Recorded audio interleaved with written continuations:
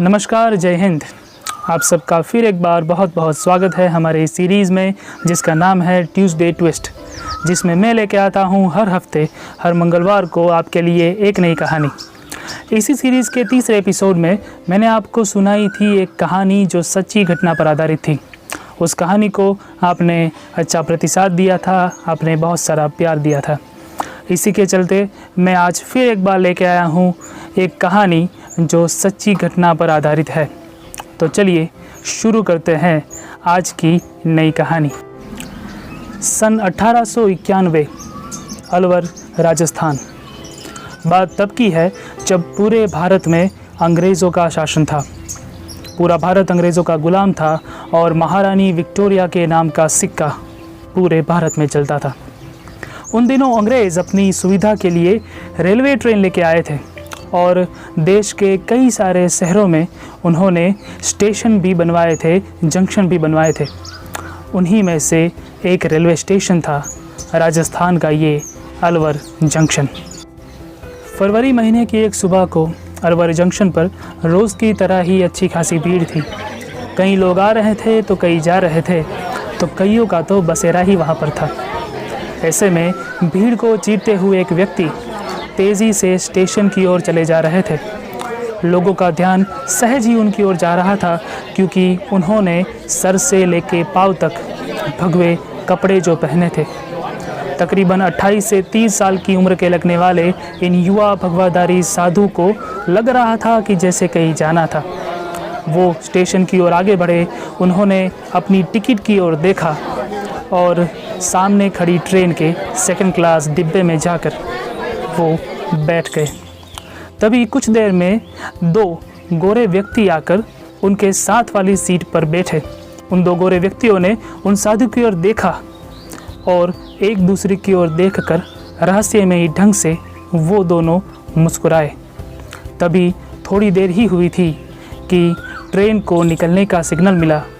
इधर विसल बजाकर ट्रेन अभी अपनी मंजिल की ओर निकली ही थी कि उधर उन दोनों गोरे व्यक्तियों ने अंग्रेज़ी में एक दूसरे से बातें करना शुरू कर दिया।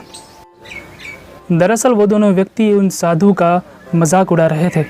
साधु को अंग्रेज़ी नहीं आती, ये सोचकर वो कभी उन साधु को भिखारी कहते तो कभी उनकी ओर घूरते, कभी उनको अपशब्द सुनाते तो कभी ज़ोर ज़ोर से हंस दिया करते। उन्होंने सोचा कि यात्रा बहुत ही लंबी है और इस लंबी यात्रा में समय निकालने के लिए एक अच्छा बकरा मिल गया है। अब बड़ी देर से वो दोनों गोरे व्यक्ति बातें किए जा रहे थे, उन साधु का मजाक बना रहे थे, लेकिन उन साधु ने उनकी बातों पर कुछ ध्यान नहीं दिया। वो मौन रहे। जैसे ही अगला स्टेशन आया, साधु ने एक अंग्रेज़ अधिकारी को बुलवाया और अंग्रेज़ अधिकारी के उनके पास आते ही वो उनसे बातें करने लगे। उनकी बातों को सुनकर ये लग रहा था कि जैसे वो भारत के नहीं बल्कि ब्रिटेन के रहवासी हो, क्योंकि साधु उस व्यक्ति से फर्राटेदार अंग्रेज़ी में बातें कर रहे थे। और ख़ास बात तो ये थी कि उनकी बातों के दौरान साधु ने ना तो उन दोनों गोरे व्यक्तियों की बारे में कुछ बात की, ना तो उन दोनों गोरे व्यक्तियों के सामने देखा। अब साधु को इतनी बढ़िया अंग्रेज़ी आती है, ये देखकर वो दोनों गोरे व्यक्ति बहुत चक्के से रह गए। उन्होंने उस साधु को पूछा कि आपको अंग्रेज़ी आती है, ये आपने हमको पहले क्यों नहीं बताया, और हमने आपका इतना ज़्यादा मजाक उड़ाया फिर भी आपको गुस्सा क्यों नहीं आया। तो साधु जवाब में हंसे और हंसते हुए उन्होंने कहा, this is not the first time when I am meeting some fools, कि ये पहली बार नहीं है जब मैं कोई मूर्खों से मिल रहा हूँ। उनकी ये बात सुनकर, उनका ये जवाब सुनकर वो दोनों गोरे व्यक्ति शर्म के मारे लाल हो गए। थोड़ी देर हुई, ट्रेन अपने अगले स्टेशन की ओर रुकी और वो साधु उतरकर अपनी मंजिल की ओर चल दिए। वो दोनों गोरे व्यक्ति साधु को जाता हुआ देख रहे थे और ट्रेन भी चल दी अपनी अगली मंजिल की ओर। दोस्तों, जैसा कि मैंने आपको बताया, ये कहानी एक सच्ची घटना पर आधारित है। क्या आपको पता है कि वो साधु कौन थे? अपनी तेजस्वी प्रतिभा से अच्छों को ओंज देने वाले वो साधु थे स्वामी विवेकानंद जी। स्वामी विवेकानंद जी का ये प्रसंग हमको एक दो नहीं बल्कि बहुत सारी सीख दे के जाता है। उसमें से कुछ 3 मुद्दे मैं आपके सामने रखना चाहूँगा।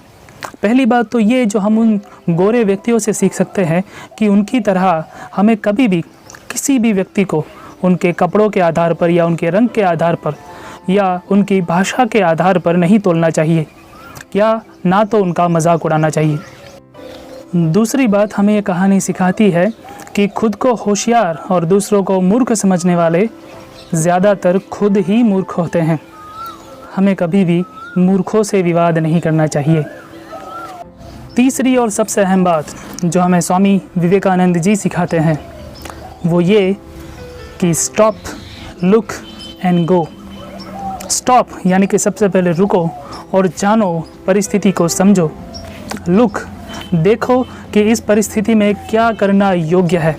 एंड गो, कि इस तरह से जवाब दो कि जैसे सांप भी मर जाए और लाठी भी ना टूटे। रुको, समझो और फिर जवाब दो।